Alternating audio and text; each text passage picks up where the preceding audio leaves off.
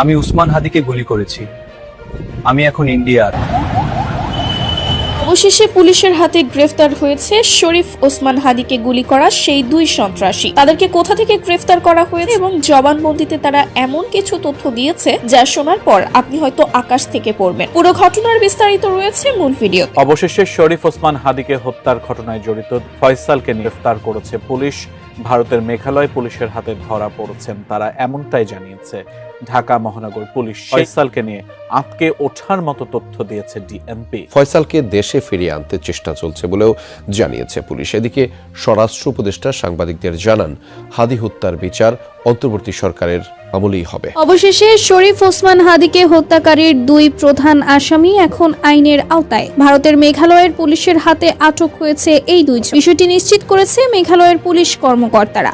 আমরা হাদিকে কার কোথায় হত্যা করেছি সব বলছি, আমাদের আর মরবেন না প্লিজ। এই দুই হত্যাকারীর জবানবন্দিতে বেরিয়ে আসলো আসল মাস্টার মাইন্ডের নাম, কার কথায় তারা হাদির ওপর গুলি চালিয়েছিল। এইসব তথ্যই এখন আইন শৃঙ্খলা বাহিনীর হাতে। ইনকিলাব মঞ্চের মুখপাত্র শহীদ শরীফ ওসমান বিন হাদি হত্যার ঘটনায় হামলাকারীর দুই সহযোগী ভারতে আটক হয়েছে বলে জানিয়েছেন ডিএমপির অতিরিক্ত police commissioner S N. Mohammad Nazrul Islam. রোববার সকালে ডিএমপির মিডিয়া সেন্টারে ইনকিলাব মঞ্চের মুখপাত্র শহীদ শরীফ ওসমান বিন হাদি হত্যা মামলার তদন্তের অগ্রগতি প্রসঙ্গে আয়োজিত সংবাদ সম্মেলনে তিনি এসব তথ্য জানান। আসসালামু আলাইকুম প্রিয় দর্শক, ভিডিওর শুরুতে কিছু ভিডিওর অংশ বিশেষ দেখেছেন, দেখে বুঝতে পেরেছেন আজকের এই ভিডিওটা কতটা গুরুত্বপূর্ণ হতে যাচ্ছে।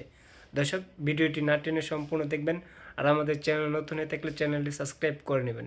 দর্শক, চলুন ধারাবাহিকভাবে এক এক করে ভিডিওগুলো দেখে আসি। মেঘালয় পুলিশের সাথে যোগাযোগ করে যেটি জানতে পেরেছি, তারা ইতিমধ্যে অবশেষে হাদি হত্যাকারীর দুই মূল সহযোগী এখন আইনের খাঁচায়।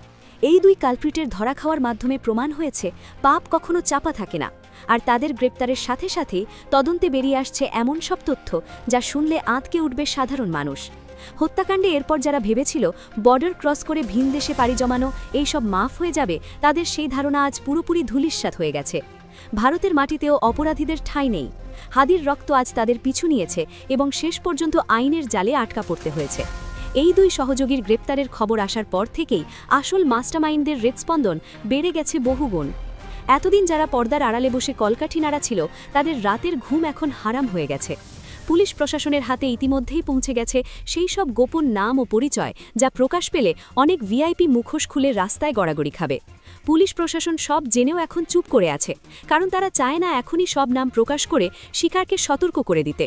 মাস্টারমাইন্ডরা যেন পালানোর সুযোগ না পায়, সেজন্যই এই কৌশল অবলম্বন করা হয়েছে।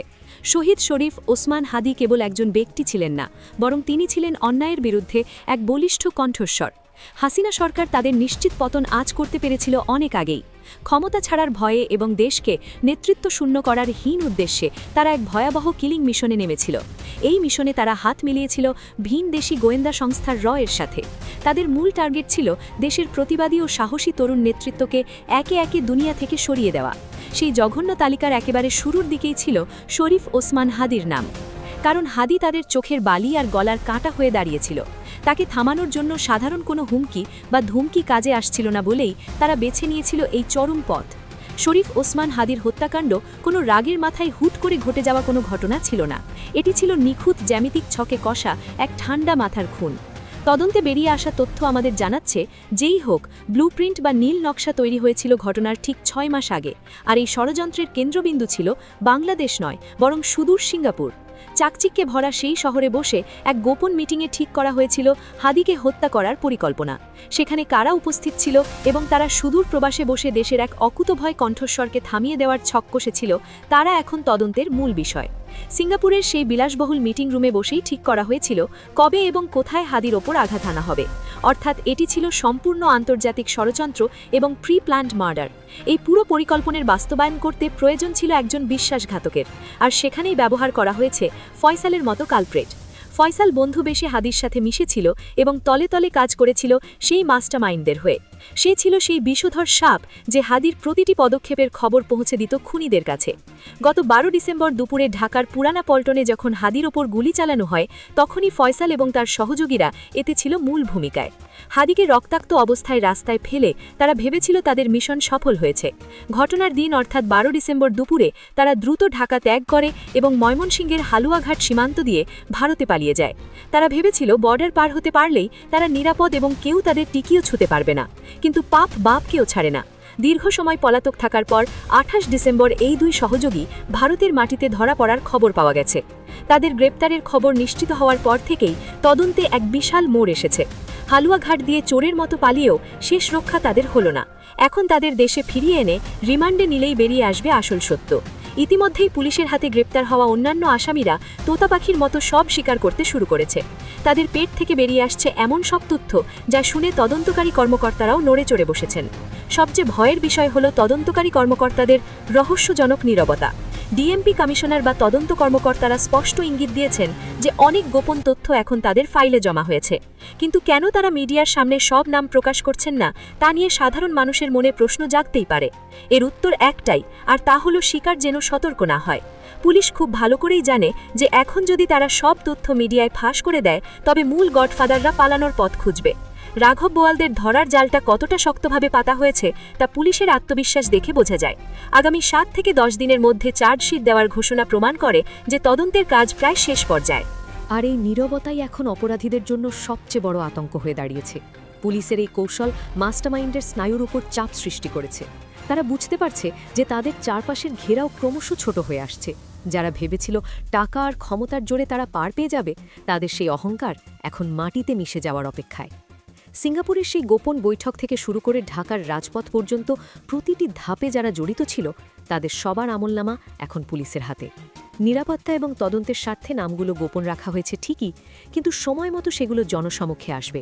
তখন দেখা যাবে আমাদের সমাজে অনেক চেনা মুখ আসলে কতটা ভয়ানক অপরাধী। হাদির ওপর হামলার পর তাকে বাঁচানোর আপ্রাণ চেষ্টা করা হয়েছিল।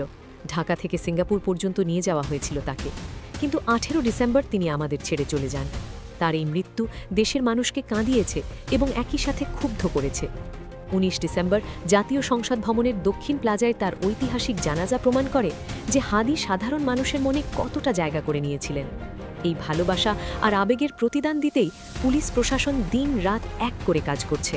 তারা প্রতিজ্ঞা করেছে যে হাদির হত্যাকারীদের কোনোভাবেই ছাড়া হবে না। আজ ভারত থেকে দুই সহযোগী গ্রেপ্তার হবার মাধ্যমে সেই প্রতিজ্ঞার বাস্তবায়ন শুরু হয়েছে। চুনোপুটিরা জালে আটকা পড়েছে এবং এবার পালা আসল হুকুমদাতাদের, যারা সিঙ্গাপুরে বসে হত্যার ছক কষেছিল এবং যারা দেশে বসেই পরিকল্পনা বাস্তবায়ন করেছে তাদের কাউকেই এবার রেহাই দেওয়া হবে না। হাদির প্রতিটি রক্তকণিকা আজ বিচার চাইছে। ফয়সাল বা তার সহজীবীরা কেবল হুকুমের গোলাম ছিল, কিন্তু আসল খলনায়ক এখনও ধরাছোঁয়ার বাইরে। তবে পুলিশের তৎপরতা দেখে বোঝা যাচ্ছে যে সেই খলনায়কদের দিন ঘনিয়ে এসেছে। দেশের মানুষ এখন অধীর আগ্রহে অপেক্ষা করছে সেই দিনের জন্য যেদিন আসল মাস্টারমাইন্ডের নাম ঘোষণা করা হবে। পুলিশের হাতে আসা তথ্য অনুযায়ী এই হত্যা পরিকল্পনায় বিপুল অঙ্ক লেনদেন হয়েছে। সিঙ্গাপুরের সেই মিটিংয়ে কারা ফান্ডিং করেছিল এবং তাদের ইশারায় এই কিলিং মিশন পরিচালিত হয়েছে তা এখন দিনের আলোর মতো পরিষ্কার হওয়ার পথে। তদন্তকারীরা অর্থের উৎস খুঁজছেন এবং খুব শীঘ্রই হয়তো সেই সব রাঘব বোয়ালদের নাম আমরা জানতে পারব যারা টাকার বিনিময়ে মানুষ খুন করতেও দ্বিধা করে না। এই পুরো ঘটনাটি একটি সুগভীর ষড়যন্ত্রের অংশ, যা দেশকে অস্থিতিশীল করার জন্য করা হয়েছিল। কিন্তু হাদির আত্মত্যাগ সেই ষড়যন্ত্রকে রুখে দিয়েছে এবং মানুষকে আরও বেশি সচেতন করেছে। সাধারণ মানুষ হিসেবে আমাদের দাবি একটাই, এবং তা হলো আমাদের প্রকৃত খুনিদের দৃষ্টান্তমূলক শাস্তি। কেবল যারা গুলি চালিয়েছে তাদের শাস্তি দিলেই হবে না, বরং যারা আড়াল থেকে কলকাঠি নেড়েছে তাদের খুঁজে বের করতে হবে। পুলিশ ইতিমধ্যেই জানিয়েছে যে তারা সন্তোষজনক অগ্রগতি পেয়েছে এবং খুব দ্রুত চার্জশিট দেওয়া হবে। এই চার্জশিটে হয়তো উঠে আসবে সেই সব রোমহর্ষক তথ্য যা এতদিন গোপন ছিল। সিঙ্গাপুরের কানেকশন থেকে শুরু করে ঢাকার আন্ডারওয়ার্ল্ড পর্যন্ত বিস্তৃত এই অপরাধ চক্রের প্রতিটি সদস্যকে আইনের আওতায় আনা হবে। পরিশেষে বলা যায় যে শরীফ ওসমান হাদির হত্যাকাণ্ড আমাদের চোখে আঙুল দিয়ে দেখিয়ে দিয়েছে যে ষড়যন্ত্রকারীরা কতটা গভীর পর্যন্ত তাদের শিকড় বিস্তার করেছে। কিন্তু একই সাথে এই ঘটনার বিচার প্রক্রিয়া প্রমাণ করছে যে অন্যায়ের পতন অনিবার্য। ভারত থেকে আসামিদের গ্রেপ্তার হওয়া সেই পতনের শুরু। চুনোপুটি জালে আটকা পড়েছে এবং এবার পালা আসল হুকুমদাতাদের, যারা সিঙ্গাপুরে বসে হত্যার ছক কষেছিল এবং যারা দেশে বসেই পরিকল্পনা বাস্তবায়ন করেছে তাদের কাউকেই এবার রেহাই দেওয়া হবে না। হাদির প্রতিটি রক্তকণিকা আজ বিচার চাইছে। ফয়সাল বা তার সহযোগীরা কেবল হুকুমের গোলাম ছিল, কিন্তু আসল খলনায়ক এখনও ধরাছোঁয়ার বাইরে। দর্শক, মধ্যরাতে একটি ব্রেকিং নিউজ দেওয়ার জন্য আপনাদের সামনে এলাম। আপনারা জানেন যে ইনকিলাব মঞ্চের মুখপাত্র শরীফ ওসমান হাদিকে যারা মেরেছে তারা ভারতে পালিয়ে গিয়েছে। এবং এই মৃত্যুর সঙ্গে জড়িত প্রধান আসামি ফয়সাল করিম মাসুদ এবং আলমগীর, এই দুইজন যেদিন মেরেছে 12ই ডিসেম্বর শুক্রবার দিন ওসমান হাদিকে মেরেছে, সেদিন রাতেই তারা ভারতে পালিয়ে যায় ময়মনসিংহ বর্ডার ক্রস করে। তারপর থেকে কিন্তু বাংলাদেশের জনগণ তারা ভারতকে অভিযুক্ত করতেছে এবং আওয়ামী লীগকে অভিযুক্ত করতেছে যে তাদের এই পরিকল্পনাতেই এই হত্যাকাণ্ড হয়েছে। কিন্তু ব্রেকিং নিউজ হলো যে ভারত সরকার অন্তত 5 জনকে গ্রেপ্তার করেছে এবং এই ফয়সাল করিম এবং আলমগীরকে গ্রেপ্তার করার জন্য রাতভর ধরে ভারত সরকার সাঁড়াশি অভিযান চালাচ্ছে এবং এই অভিযান পরিচালনার মাধ্যমে ভারত সরকার প্রমাণ করতে চায় যে তারা এই ওসমান হাদির মৃত্যুর সঙ্গে জড়িত নয় এবং খুবই গুরুত্বপূর্ণ 5 জনকে গ্রেপ্তার করেছে। এই সংবাদ দিয়েছেন আমাদেরকে অনুসন্ধানী সাংবাদিক জুলকারনাইন সায়ের সামি। তিনি লিখেছেন যে ইনকিলাব মঞ্চের আহ্বায়ক শরীফ ওসমান হাদির হত্যাকাণ্ডের সঙ্গে জড়িত ফয়সাল করিম মাসুদ ও তার সহযোগী আলমগীর শেখ। গুলি করছে ফয়সাল করিম আর মোটরসাইকেল চালাইছিল কিন্তু আলমগীর। এই আলমগীর শেখকে সহায়তার অভিযোগে ভারতের পশ্চিমবঙ্গ রাজ্যের স্পেশাল টাস্ক ফোর্স, মানে একটা স্পেশাল টাস্ক ফোর্স গঠন করছে ওদেরকে খুঁজে বের করার জন্য। সেই স্পেশাল টাস্ক ফোর্স, সংক্ষেপে বলে এটিএফ, তারা 28শে ডিসেম্বর 5 জন বাংলাদেশি নাগরিককে গ্রেপ্তার করেছে বলে বিশ্বস্ত সূত্র দাবি করতেছে। আটককৃত ব্যক্তিরা হলেন মোহাম্মদ মাসুদুর রহমান বিপ্লব, সবচেয়ে বড় আসামি, যে কিনা সম্পূর্ণ প্ল্যান প্রোগ্রাম করেছে এবং যে কিনা ভারতে পালিয়ে যাওয়ার পর এই ফয়সাল করিম মাসুদ এবং আলমগীর সাহেবকে রিসিভ করেছে। এবং এই মাসুদুর রহমান বিপ্লবের আরেকটি পরিচয় হলো সেই আওয়ামী লীগ নেতা জাহাঙ্গীর কবির নানকের ব্যক্তিগত সহকারী। আপনারা নিশ্চয়ই তার নাম এর আগেও শুনেছেন। আরেকজন হচ্ছেন তাইজুল ইসলাম চৌধুরী ওরফে বাপ্পি, সাবেক কাউন্সিলর ও যুবলীগ নেতা। রাকিবুল ইসলাম মিরপুর এলাকার ছাত্রলীগ নেতা। রুবেল ছাত্রলীগ নেতা। ফিলিপস, এই ফিলিপস হচ্ছে বর্ডার এলাকায় মানব পাচারের সঙ্গে জড়িত এবং হাদি হত্যাকাণ্ডের সাথে সরাসরি জড়িত ফয়সাল এবং আলমগীর শেখকে গ্রেপ্তারে সাঁড়াশি অভিযান পরিচালনা করা হচ্ছে বলে সূত্র জানিয়েছে। মানে ভারত সরকার বিষয়টি খুব সিরিয়াসলি নিয়েছে এবং সমস্ত ভারত জুড়ে সাঁড়াশি অভিযান পরিচালনা শুরু করেছে এই ভারতের স্পেশাল টাস্ক ফোর্স। আশা করি খুব শীঘ্রই ভারত সরকার এই ফয়সাল করিম এবং আলমগীর শেখকে গ্রেপ্তার করতে পারবে। এবং দর্শক, এই ঘটনা যে ভারত সরকারের সঙ্গে জড়িত না হোক, কিন্তু আওয়ামী লীগের পরিকল্পনায় হচ্ছে, এটা কিন্তু বাংলাদেশের গোয়েন্দারা অভিযোগ করতেছেন এবং তারা বলতেছেন যে এটা একটা বিশাল পরিকল্পনা। কারণ এই ফয়সাল করিম বড় চলছিল, তারপর চুন্নাই 15 দিনের মধ্যেই তিনি হাদির খুব আস্থাভাজন হয়ে ওঠেন। যেদিন হাদিকে মারেন সেদিনও কিন্তু তিনি হাদির সঙ্গে করতেছিলেন, নির্বাচনী ওয়ার করতেছিলেন। এবং এর 1 সপ্তাহ আগে এই ফয়সাল করিম সিঙ্গাপুরে যান। সিঙ্গাপুরে গিয়ে সেখানে মালয়েশিয়ার বর্ডারে দফায় দফায় মিটিং করেন। কার সঙ্গে মিটিং করেন? সিঙ্গাপুরে গিয়ে। এবং তার কাছে প্রায় 217 কোটি টাকার চেক পাওয়া গিয়েছে, ব্যাংকের চেক। ফয়সালের মতো একটা লোক, তার কাছে এত টাকার ব্যাংকের চেক কিভাবে এলো? যেই ফয়সাল করিম অস্ত্র সহ গ্রেপ্তার হয়েছে ডাকাতি মামলায়, তাকে কে এত দ্রুততম সময় জামিন করালো? এখন তো আমি মনে করি যে বিএনপির যে আইন বিষয়ক সম্পাদক কায়সার কামাল, তার ব্যাংক অ্যাকাউন্টটা চেক করা হোক। যেই 2 বিচারক জামিন দিলেন, পরবর্তীতে আবার সেই জামিন এক্সটেনশন করলেন, সেই 2 বিচারকেরও এবং সেই 2 বিচারকের আত্মীয় স্বজনদের ব্যাংক অ্যাকাউন্ট চেক করা হোক, কায়সার কামালের আত্মীয়দের ব্যাংক অ্যাকাউন্ট চেক করা। এখন দর্শক, আমি তো চিন্তা করতেছি যে যদি ভারতের পুলিশ শেষ পর্যন্ত এই ফয়সাল করিম এবং আলমগীর শেখকে গ্রেপ্তার করতে পারে, অলরেডি যে 5 জনকে গ্রেপ্তার করেছে, বিশেষ করে এই যে জাহাঙ্গীর কবির নানকের যে ব্যক্তিগত সহকারী মোহাম্মদ মাসুদুর রহমান বিপ্লব, তিনি তো সব জানেন এবং তার প্ল্যানই এগুলো হয়েছে। এখন যদি ভারত সরকার তাকে রিমান্ডে জিজ্ঞাসাবাদ করে এবং যদি শেষ পর্যন্ত ভারত সরকার এই ফয়সাল করিম এবং আলমগীর শেখকে গ্রেপ্তার করতে পারে, গ্রেপ্তার করার পরে হয়তোবা কেঁচো করতে গিয়ে সাপও বেরিয়ে আসতে পারে। তখন দেখা যাবে যে এটার সঙ্গে শুধু যে এই আওয়ামী লীগের এরা জড়িত তা না, এর সঙ্গে আরো অনেক লোক জড়িত আছে। কারা জড়িত আমি অনুমানের নাম বলতে চাই না, তবে এটুকু বলতে পারি যে কেঁচো করতে গিয়ে সাপ বেরিয়ে আসবে।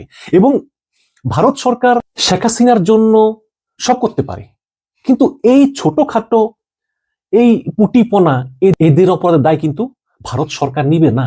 সুতরাং আমি মনে করি যে অযথা যারা ভারতকে দায়ী করতেছেন তারা দায়ী করেন না। অন্তত এই ওসমান হাদির মৃত্যুর ব্যাপারে।